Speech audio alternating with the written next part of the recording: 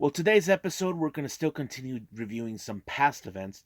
This one I haven't done for quite some time, which was Absolute Intense Wrestling with Nightmare on North Elm Street that took place on the 31st of July. Now, I know what you're thinking right now. Wait a minute, Johnny, you said Nightmare on North Elm Street. Isn't that supposed to be like on Halloween?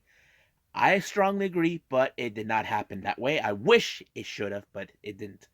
But also, for the first time, I will be reviewing Paradigm Pro, which I never heard of, but I'm kind of curious to see what matches there is, what wrestlers do I know from the independents, but also the name of the title is kind of catchy. It's called Dano, and this one took place on the 15th of October.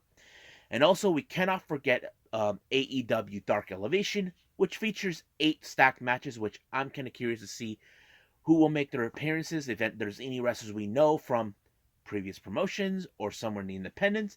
Who may never know, we will see. But I'm kind of happy to see how this one plays out for all of you. But in the meantime, I think it's time for another episode of Deleted Wrestle Zone.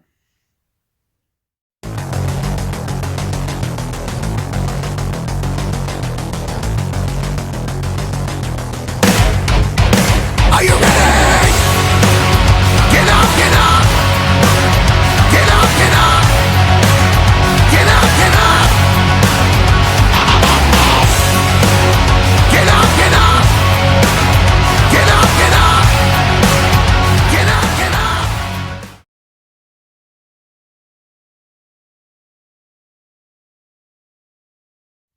Welcome everybody to Deleted Wrestle Zone. All things that is pro wrestling with AEW, NXT, New Japan Pro Wrestling, Impact Wrestling, the National Wrestling Alliance, various promotions, wrestlers, matches, and championships. I am your host, J Rod here. So, as I mentioned before, it's been a while since I reviewed any event by Absolute Intense Wrestling. This is their event called Nightmare on North Elm Street that took place on the 31st of July. Now, I know what you guys are thinking in the back of your heads. It's supposed to be on a Halloween. I strongly agree, but I just don't know why. But it was a very interesting show, and not to mention the location. It seems like they were in some sort of like one of those racetrack fields, but they were using one of the areas as the entranceway. It was pretty good, how it is, but I don't know, like the environment was a little different. But anyway, the matches we had was very interesting. First match we had the bulky season consistent of Arthur MacArthur and Chuck Stone taking on the Bitcoin Boys, consistent of Eric Taylor and Mikey Montgomery, and along with the Duke. Now I know the Bitcoin Boys on previous Absolute Intense Wrestling, or let's just call it AIW. These guys are a bunch of guys that try to pick up wins, all thanks to the Duke. Now there was a moment where everybody were trying to pull the Eddie. So if you guys don't know what I'm referring to, if you guys remember Eddie Guerrero, he used to hit has a chair. He whacks it on the ground and he tosses it to his opponent, lie down until the referee sees what really happened.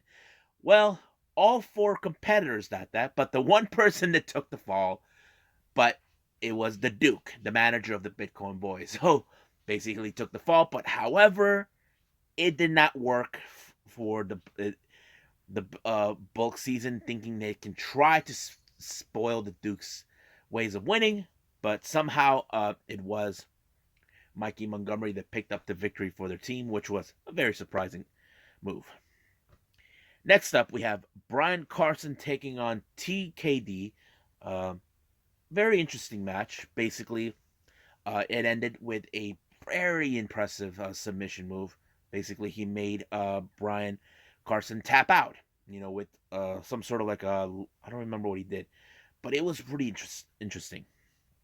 Next up, we got Big Twan Tucker taking on someone who I've seen many times on GCW or certain independent shows, Levi Everett.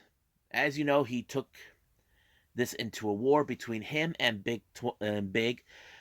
I have to say, he put him. As a Big Twan put him every ounce of energy and pounds on him, but it was Levi's elbow drop that finished the job onto Big Twan Tucker, to allowing himself to win the matches. Next up, we got a four-way match. We have Megan Myers versus Riley Rose versus who's the other guy? Oh, yeah. Versus Casey Carrington versus Frankie Flynn, along with his crane known as Frankie the Cane. But there was a lot of spots in this particular match. Basically Casey Carrington believes he's the bigger star, but I have to say I was impressed mostly by what's his name, Riley Rose. I never heard of him, but he seems interesting. Megan Myers kind of reminds me a little bit like Tekla. She had that kind of vibe. With the getting your back bend like that, like a spider, or the same thing like we seen with Bray Wyatt. But I have to say it was pretty good. But it was Riley Rose who picked up the victory when he pinned Casey Carrington, allowing himself to win. Next up, we got intergender tag team match. We got the 40 Acres, consistent of Jocelyn Navarro and PB Smooth, to take on the production, consistent of course, was their name, Derek Dillinger and Ziggy Haim. I've seen these two teams before on separate occasions on other previous reviews. So basically, you can tell the production are always trying to find a ways to cheat, try to act like they're the bigger stars. But however, it was Jocelyn Navarro who picked up the victory when she pinned Ziggy Haim to allow for 40 Acres to win the match. Next up, we got Tim Doince taking on Ethan Wright. This was a hard hitting match. Uh, Ethan, what's his name? Ethan Wright was very impressive, and I think he was very good. He picked up the victory with a nice pinfall. Next up, we got championship matches. The next two ones, we have the AIW Tag Team Championships between this tag team kind of weird called 9 to 5. Yeah, you guys know that thing when you have a day job, it goes from 9 to 5. Well, we have Jack Verville and Lewis London taking on the Philly Marino Express, consistent of Marino Tangalia and Philly Collins. I have to say it was a really, really good match. I have to say 9 to 5 really tried to put up a good fight, but however, it was the teamwork with Philly and Marino experience that allowed them to retain the titles. And then finally, we have the IAW Absolute and the Intense Championships, both titles on the line between Kampla and the champion Joshua Bishops. This match was more of a death match or hardcore outside of the ring.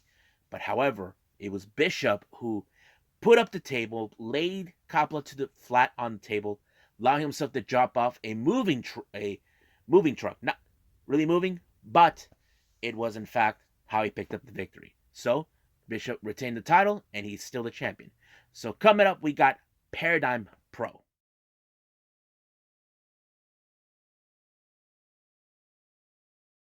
Okay, so this promotion I never heard of is called Paradigm Pro Wrestling.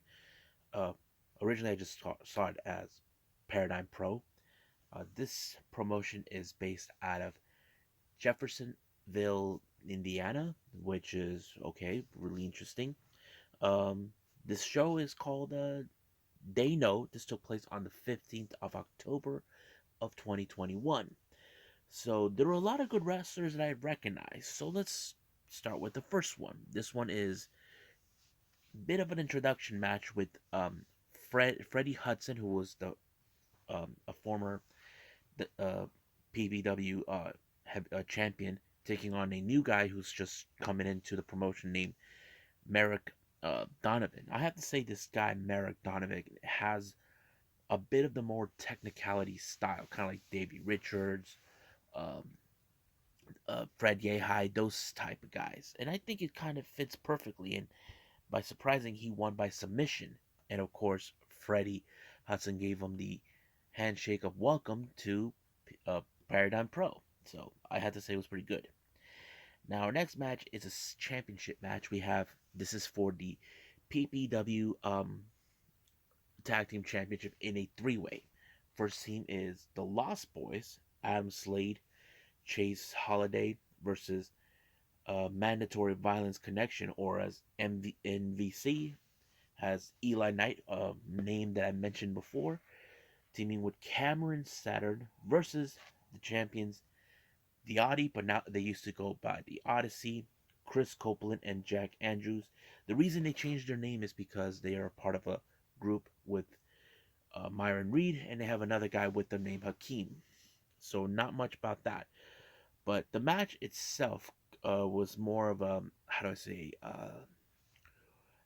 if anybody can dethrone the Audi.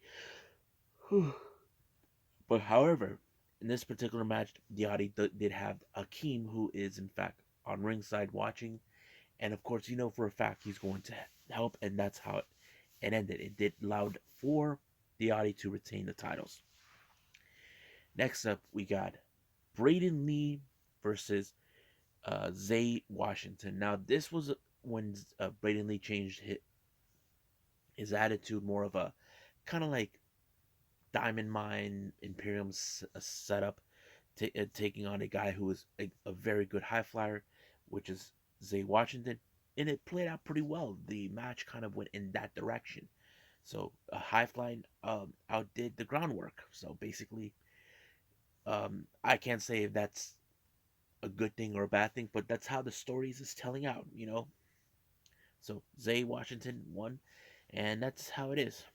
Our next match is for the MidwestTerritory.com championship between Shane Taylor, the leader of Shane Taylor Promotions, and Calvin Tankman, who was the champion. This match was out of control. It went exactly like how I expected, but however, the referee got himself caught in the middle of it. He had no other choice but to call it no contest. So many fans probably would not like that.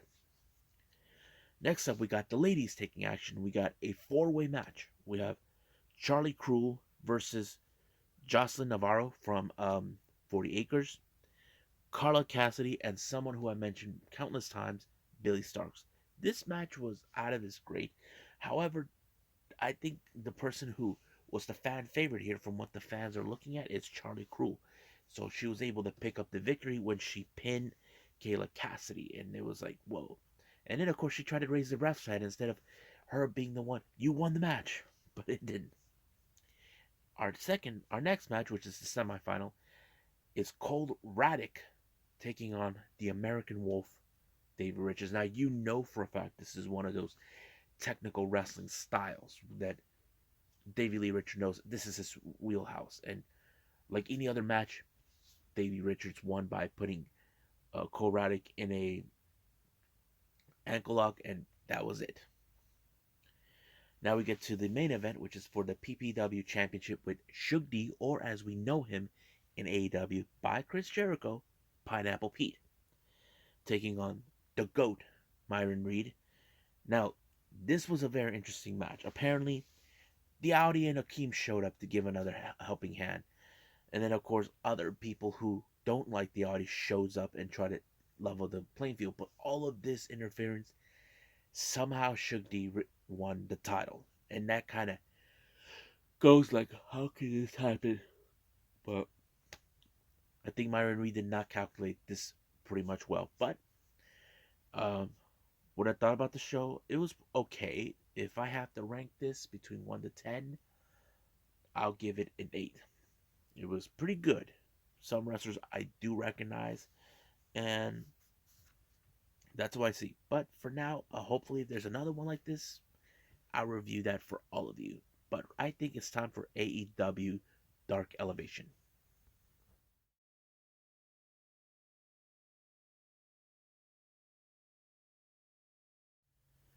Okay, so the last thing I'm going to review is AEW Dark Elevation. This was 8 matches, and it was during the time in Daly's Place in Jacksonville. First match, we have Rio versus Valentina Rossi. As you know, Rio has to put up with the bigger person. We always know she's a bit feisty. She knows how to get around with her. Don't underestimate her size. That's always been the case. But you know how this ends with the double knee right in Valentina Rossi's face, allowing herself to win. But we know for sure by this coming Saturday, Rio will be uh, facing against Britt Baker in order to get the AEW Women's title back, or will Britt Baker finally do the one thing she was unable to do in her career in AEW, to defeat Rio? Our next up is Andrade El Idolo versus JP Harlow. If you guys know who he is, I mentioned him on several occasions during Mission Pro Wrestling when they did men exhibition matches. It was okay match, but of course Andrade finished him off with some sort of submission, forcing him to tap out. And it's still unclear right now with Andrade what is the deal with him appearing after the match with Darby Allin. I still don't know. Next up, this is a match where I don't know what to make of it, but this is with wrestlers they have used in the past. We had Megan Bain versus Layla Gray. Now, don't get me wrong.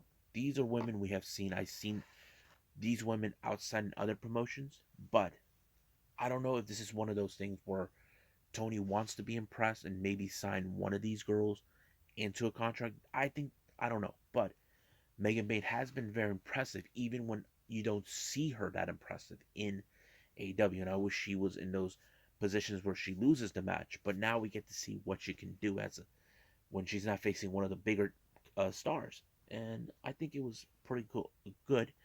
But if I was a betting man, I would pay attention to her. Next up, we got Scorpio Sky along with Dan Lambert taking on Ray Jazz. Now, this was a very interesting match. Now, Ray Jazz could have won the match, but Scorpio Sky was the one who came on top and finished him off with the 1, 2, 3, and that was it. Next up, we got the Dark Order. John Silver, Alex Reynolds, along with -1, taking on Mike Orlando and Shane Stenson. It was a pretty good match, I had to say, especially when it comes to John's with Silver and Reynolds. They are good at what they can do. And of course, it was the combination of teamwork between these two that allowed themselves to win the match. Next up, we got Serpentico taking on the debut of someone we know from the Independents and NXT. We're talking about Jake Atlas. It's great to see him. I'm sure you all remembered he said he was leaving wrestling for a short time to deal with his mental health illness. I'm assuming that he's better. It was a pretty good match, and he is still the same Jake Atlas as remembered. Hopefully, there was a thing he did that one infamous cartwheel move off the ring ropes, cartwheel DDT ring rope type thing, whatever they call it, and he won in that fashion. But it was told that as soon as his match was over, Tony Khan was waiting for him, shaking hands. Now it's still unclear whether Jake Atlas will be signed with AEW. I mean, I wouldn't mind seeing him. He is a wrestler we definitely got to pay attention to, but we'll see what happens. Next up, we got Sky Blue versus Angelica Risk. I think this was a pretty good match because Sky Blue is a very interesting wrestler. I definitely like watching. She is very impressive, and I hope WWE, I mean AEW, do sign her. I'm not sure if she's full time because I know she made appearances in NWA, recently in the Independents. Mostly, she's currently the AEW Women's Champion. I don't know, but I would love to see her more in that. So Sky Blue did that interesting move that I still don't know what they called it, but it was good. Then finally we have Jay Lethal versus Troy Hollywood. Pretty good match, very impressive. Troy Hollywood was really interesting to watch, but Jay Lethal has one of the most interesting wrestling careers that we've seen over the years, and I'm very happy that he's there. And this was his debut on Dark Elevation, and I like it. So Jay Lethal won his match, and it was already over from there. So I think that's pretty much it what we got with this. So let's call it a day. Well, I hope you guys enjoyed this episode, me reviewing some past events in real time. Coming up, this is going to be a two review coming from Japan, and the first one's going to be Choco Pro 190, which I'm excited, but also the biggest stage we've been expecting, Wrestle Kingdom 16. I'm excited to review this for all of you because I'm can't wait to see what's going to happen. I think there's going to be some amazing matches on Wrestle Kingdom, and I'm excited for the rest. I think that's pretty much it what we do. But for now, I'll see you guys in the next DWZ time. Same DWZ channel. I must bid all of you adieu. So goodbye. Mwah. And have a nice day. Bang.